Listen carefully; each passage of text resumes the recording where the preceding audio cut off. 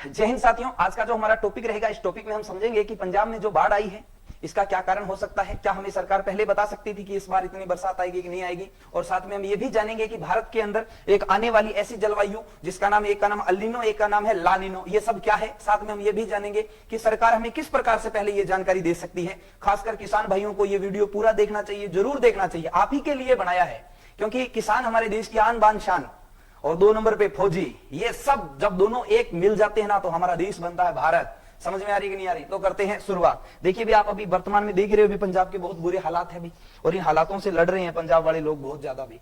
और ये पंजाब के सीएम भगवंत मान दास, और ये है हमारे राजस्थान के मुख्यमंत्री। अभी भाई साहब ने कुछ दिन पहले बोला था कि राजस्थान वाले बोल दे है हमारे नू पानी की जरूरत नहीं है, उन्होंने मना कर दिया। तो भाई साहब किसको फोन कर रहे हो आप? हमने कब मना किया?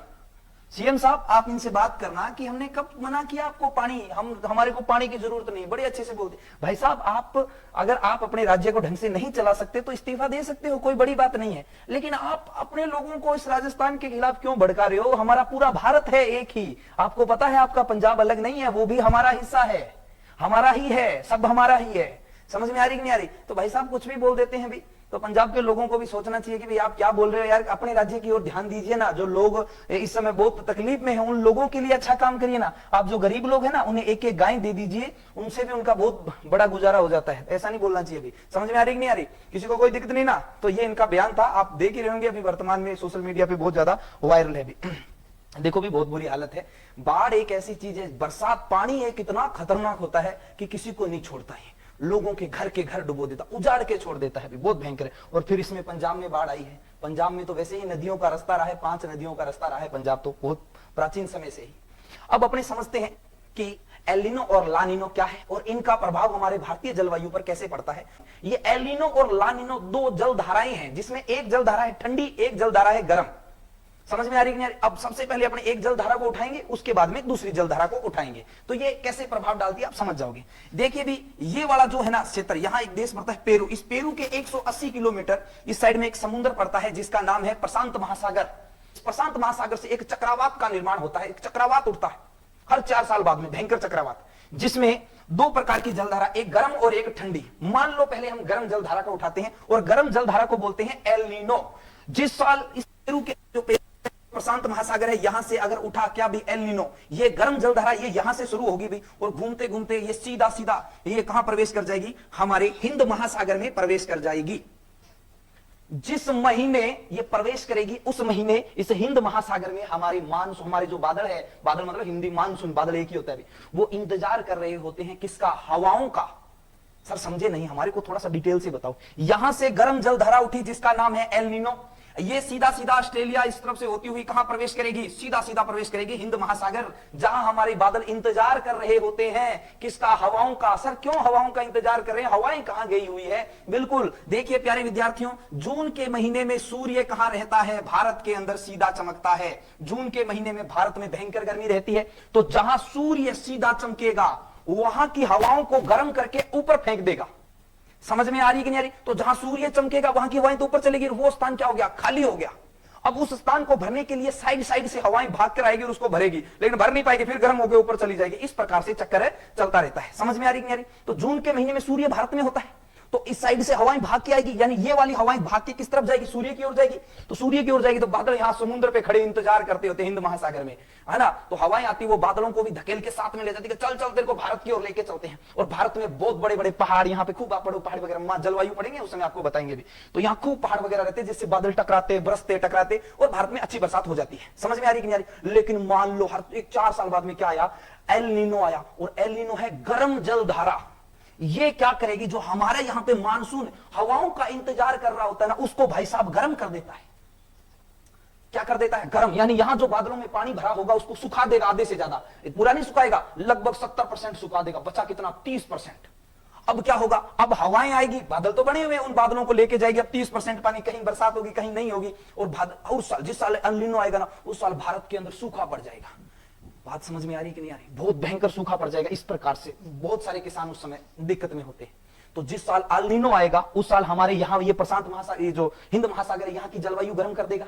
यहाँ हमारी जलवायु इंतजार कर रही होती है, हमारा मानसून इंतजार कर रहा था हवाओं का, तो यहाँ भी गर्म मौसम हो गया और यहाँ भी गर्म मौसम हो गया। अब गर्म गर्म की ओर थोड़ी जाएगा, गर्म की ओर ठंडा भागेगा, लेकिन ठंडे वाली तो कोई दिक्कत ही नहीं है। ठंडे वाले तो कहां पे, यहाँ पे हवा तो गर्म हो गई, तो यहाँ मानसून तो जाएगा लेकिन कम जाएगा और भारत में क्या पड़ जाएगा, एकदम सूखा पड़ जाएगा। इस प्रकार से समझ में आ रही है कि नहीं आ रही? अब आपको कि सर सरकार कैसे जानकारी देगी ये भी बताएंगे, एक बार रुको। अब एक बार देखते हैं लानीनो क्या होती है। अब लानीनो कहां से आएगी? जिस साल एल नीनो आया उसके जस्ट अगले साल आएगा लानीनो।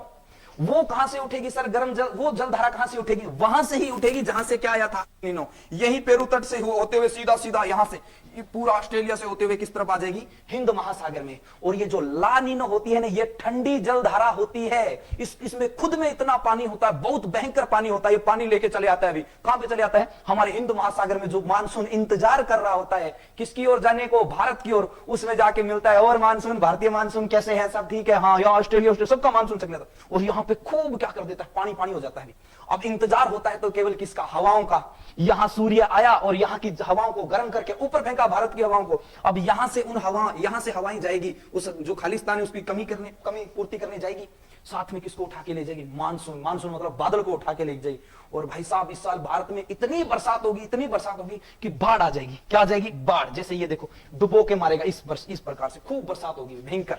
समझ में आ रही है कि नहीं आ रही? तो जिस साल एल नीनो आया उस साल तो सुखा के मारेगी, जिस साल ला नीनो आया उस साल डुबा के मारेगी।